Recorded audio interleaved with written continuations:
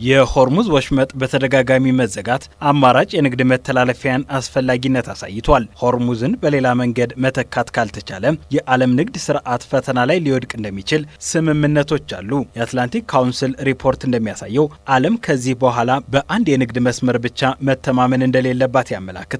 በፋርስ ባህረ ሰላጤ ጦርነት በተከሰተ ቁጥር የሆርሙዝ መዘጋት መቀጠሉ ስለማይቀር ሌሎች አማራጮችን ማማተር እንደሚገባም ይነሳል። አዲሱ የንግድ መስመር ከኢራን የራቀ መሆን እንደሚገባው ነው ትንታኔዎች እየቀረቡ የሚገኙት።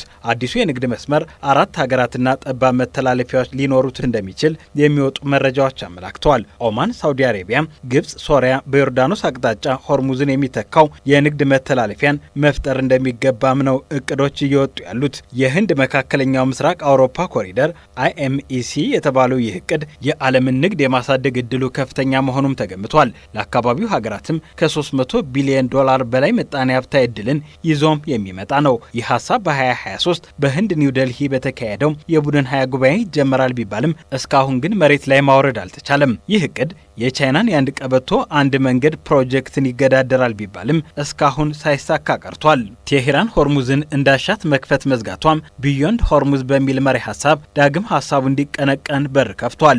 ይህ በኔትወርክ መሰል ዝርጋታ ወደቦችን በማስተሳሰር የሚከናወን ነው። የአትላንቲክ ካውንስሏ ማይሶን ካፋይ ሆርሙዝን ለመተካት እየቀረበ ስለሚገኘው አማራጭም ታስረዳለች። Resilience only emerges from a network. In the report, we map alternative nodes through 4 countries. ጽናትና መቋቋም የሚቻለው ከአንድ መንገድ ሳይሆን ከብዙ አማራጭ መንገዶች ነው። በሪፖርታችን ውስጥ በ4 ሀገሮች በኩል የሚያልፉ አማራጭ ማዕከላትን አሳይተናል። እነዚህም በኦማን የወደብ አቅም ማስፋፋት፣ በሳውዲ አረቢያ የቀይ ባህር ወደቦችን ማጠናከር፣ በግብጽ ያሉ የሜዲትራኒያን ወደብ ማዕከላትን ማስፋፋት ያካትታሉ። እንዲሁም በህንድ መካከለኛው ምስራቅ በኩል ምስራቅ አውሮፓን ማስተሳሰር፣ በሶሪያ በኩል የሚያልፉ መንገዶችን እንዲያካትት እንጠቁማለን።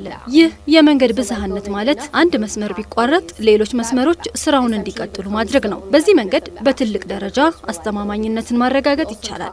And so by building enough of those pathways, that essentially becomes the only mechanism that actually delivers reliability at scale. በዚሁ በአዲሱ እቅድ መሰረት ወሳኝ ሀገር ሆና የምትወጣው ኦማን እንደምትሆንም የአትላንቲክ ካውንስል የአማራጭ የቢሆን ትንበያ ያመላክታል። ያለ ባብል መንደብና ያለ ሆርሙዝ በኦማን በኩል የሰከነና ሰላማዊ የንግድ መተላለፊያ አማራጭን መፍጠር እንደሚቻልም ነው ይህ እቅድ ይፋ ያደረገው። ከባህር ላይ አማራጭ በተጨማሪ በምድር ባቡርም ኦማንን፣ ሳውዲ አረቢያን፣ ግብጽንና ሶሪያን በማስተሳሰር የሆርሙዝን አስፈላጊነት መቀነስ እንደሚቻልም አማራጭ ቀርቧል። የባህረ ሰላጤው ሀገራትን ከቀይ ባህር ጋር የሚያገናኝ የምስራቅ ምዕራብ መጓጓዣ መስመርን በመፍጠር ዓለም አይኑን ከሆርሙዝ እንዲነቅል ያስችላልም ተብሎለታል። ለኢነርጂ ባለሙያው ክሪስቶፍ ሩሄል ይህ ምጣኔ ሀብታዊ ብቻ ሳይሆን ፖለቲካዊ ዓላማን የያዘ መሆኑን ያብራራሉ። እነዚህ አማራጭ ፕሮጀክቶች በመካከለኛው ምስራቅ ውስጥ የሸቀጦች መጓጓዣን የበለጠ ደህንነት ያለው ሊያደርጉት ይችላሉ። ነገር ግን በግልጽ ሁኔታ የፖለቲካ ምላሽም ናቸው። ስለዚህ ስለ ማጓጓዣ ሲጠየቅ ሁል ጊዜ ስለ ሕጎችና ስለ ተቋማዊ አደረጃጀት እናገራለሁ። ምክንያቱም ዋናው ችግር አካላዊ መሰናክል ሳይሆን የፖለቲካና የሕግ ጉዳይ ነው።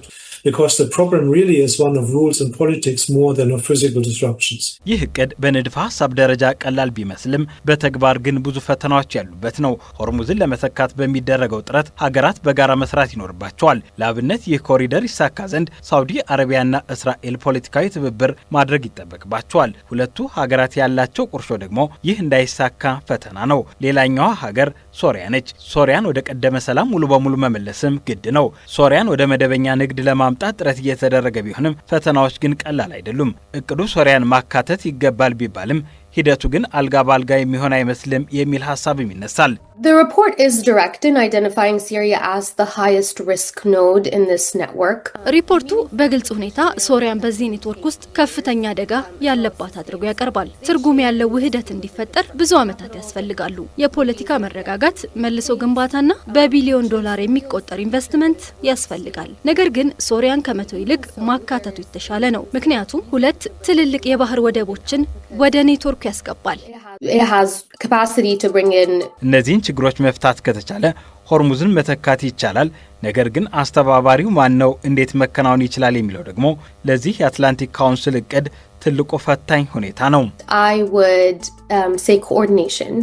ትልቅ ችግር ቢኖር በመጀመሪያ ደረጃ የማስተሳሰር ችግር ነው። ነገር ግን ፖለቲካ፣ ደህንነት፣ ፋይናንስና መሰረተ ልማት ሁሉም እርስ በርሳቸው የተያያዙ ተግዳሮቶች ናቸው። ከነዚህ መካከል የፋይናንስ ጉዳይ ለመፍታት ቀላሉ ይመስላል። ምክንያቱም የባህረ ሰላጤ ሀገሮች ካፒታል አስቀድሞ ተመድቧል። መሰረተ ልማቱም ደረጃ በደረጃ እየተገነባ ነው። Committed and the physical infrastructure is being built node by node. ዓለም ግን 20 በመቶ የዓለም ነዳጅ የሚተላለፍበት ሆርሙዝ አንዴ መከፈት ሌላ ጊዜ መዘጋቱ እንቅልፍ ነስቶት አማራጭ መዘየዱን ተያይዞታል።